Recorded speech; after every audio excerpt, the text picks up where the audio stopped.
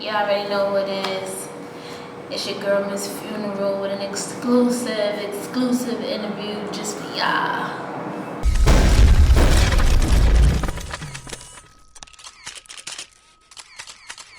Alright, with that, with the 2-on-2, you know, I think the views is over 200K. Yeah. That's like probably the first female 2-on-2 ever, and probably the first female ever 2-on-2 that went up for 200K. Like, right. You know, I know a lot of preparation and shit went into that battle. That battle was like heated, like 30 minutes of heated wordplay back and forth. How you felt about that battle? Like, sum it all up. I think that battle was like the best thing that could have happened in female battle rap. Right. And it actually showed, like, regardless of the tension that everybody might have, like, we, like, two individuals could still come together and get crazy together, like, and make a team and make that shit look good. So I felt like it was a good look, all in all, like, all around the board. Right.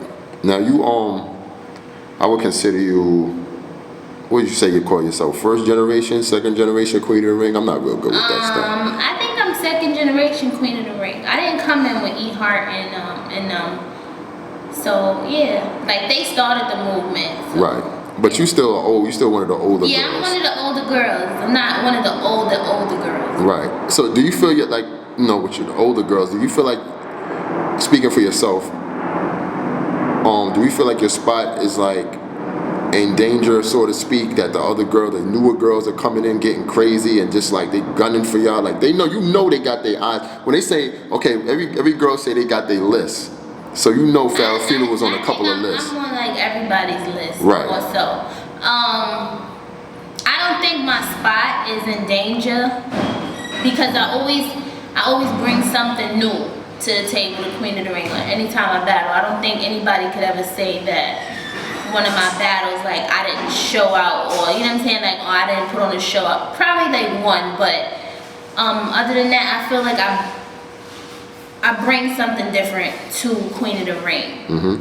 Like at first it wasn't that many girly girls in Queen of the Ring or whatever they thought. So I kind of jumped in that lane,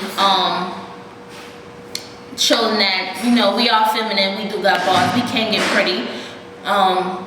So I don't really feel like my spot is in danger. I appreciate the new girls coming in, you know, doing what they do, but as far as my spot, I don't really think it's in danger. I think that the females that really hold it down, regardless if the new girls come in and do what they do, we always gonna have our spot because we're all of us are different and we're all unique in our own way. So they could come in with their own styles, but it's like some of them might mimic certain things that we do. So it's like, right, y'all unique, but everybody knows where it comes from. So our spots are kind of solidified. Can you automatically kind of tell the girls that was influenced by Phara Funeral or Shayna Ashley or E Heart or QB? Yeah, definitely you can tell some of the girls that are influenced by certain Queen of the Ring girls. Now, would you say that's pretty much like the imitation sounds like sort of fucked up? Yeah. Will you feel like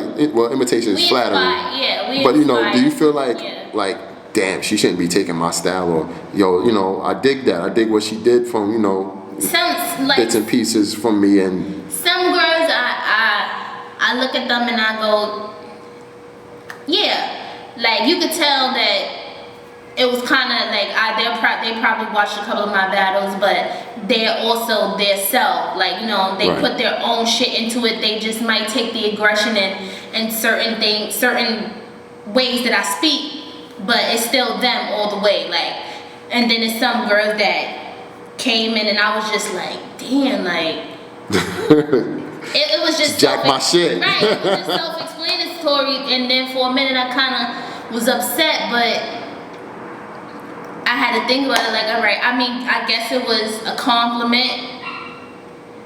And then at times I was just like, I can't do it.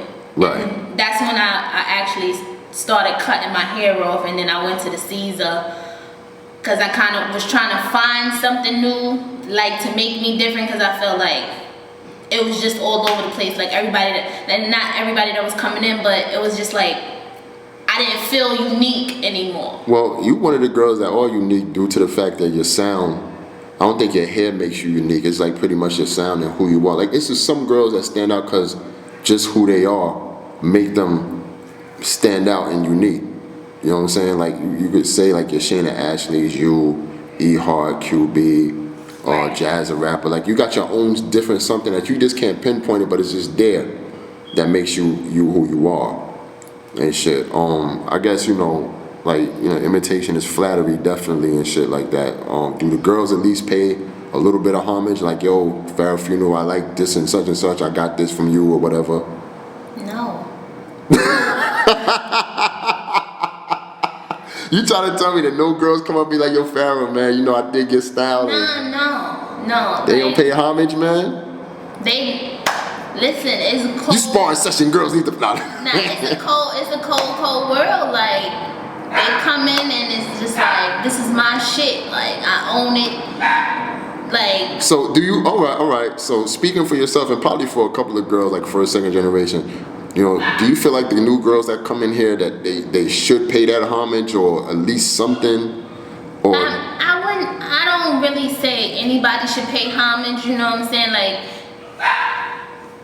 because it's not like we're better than y'all because we came in before y'all, you know what I'm saying? But it's like, if y'all gonna, like if we're the person y'all following after or this is where y'all get it from, it's okay to express like, this is where I got it from or this was my inspiration, but they don't do that, you know what I'm saying? And nobody's gonna make y'all do that. We not gonna come at your heads like y'all gotta pay us homage, we vets and you know what I'm saying?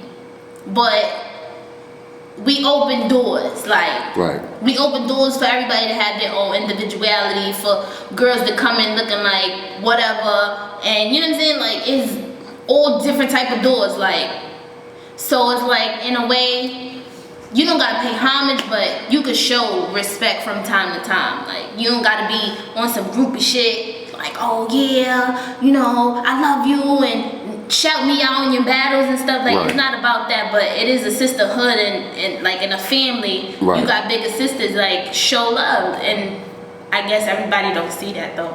Well, is there you can speak on it. I mean, you've been there from like kind of like the beginning. Is there any camaraderie in Queen of the Ring, like? Or is it a secret society? Is it Illuminati that I don't know about?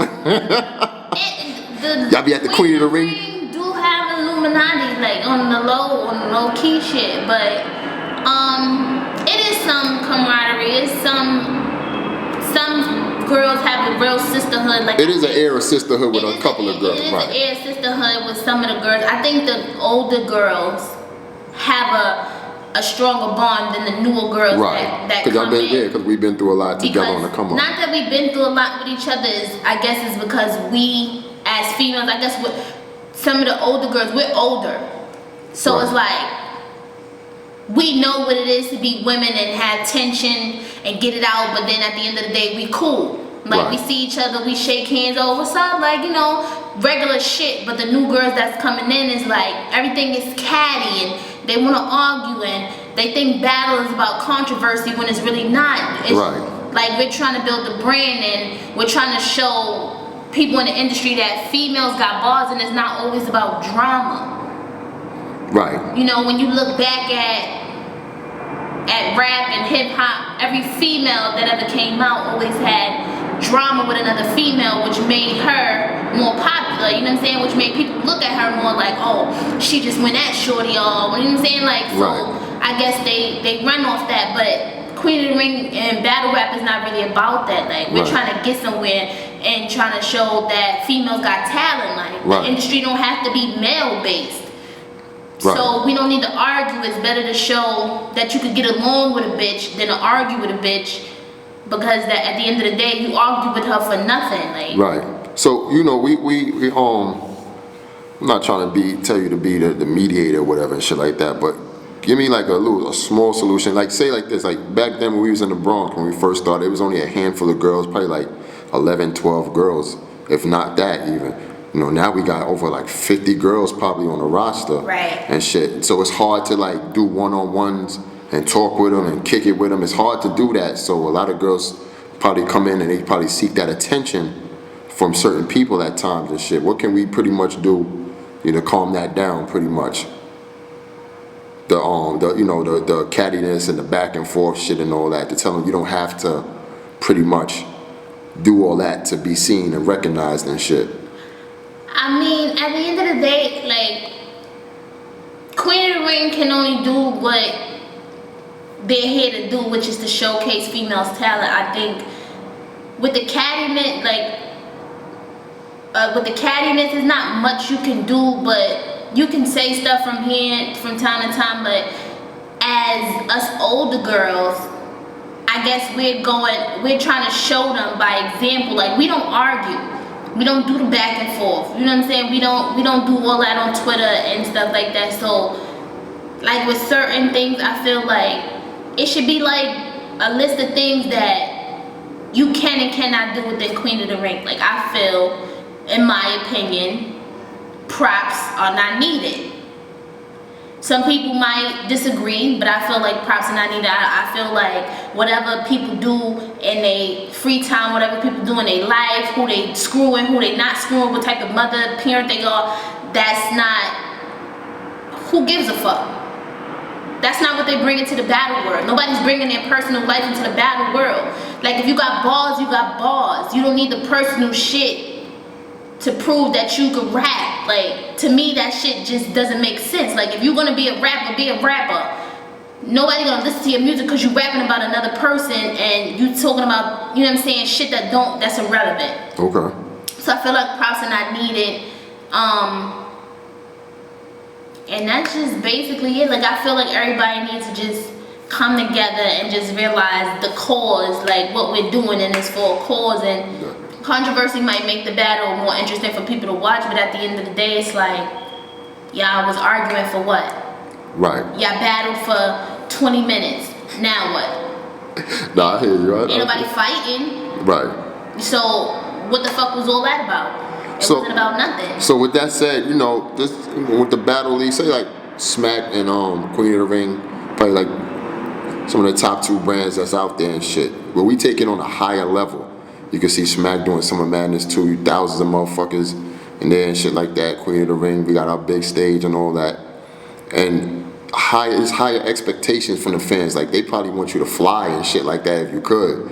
And shit. Will that take away from, like, they just don't want to hear bars. They want to see props. They want to hear personals. Or your mom's work at Five and Dime or whatever and shit like that, you know.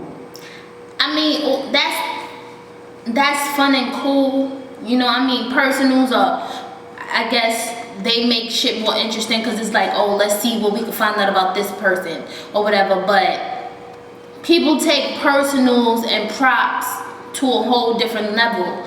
Like, when you take a prop, a picture of somebody's mom's, you don't know where you taking that. Like, you don't know what's that gonna do to the other person. Like, you know, so it's like certain things you can do and then certain things you can't do because it's disrespectful. But for the sake of argument, it is a battle though, can't you just... Right, but at the end of the day, it's certain lines that shouldn't be crossed at all.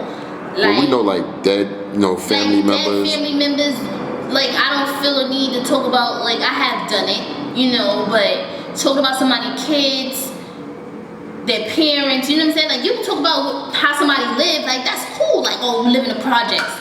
That's fine. Like, majority of these bitches live in the projects.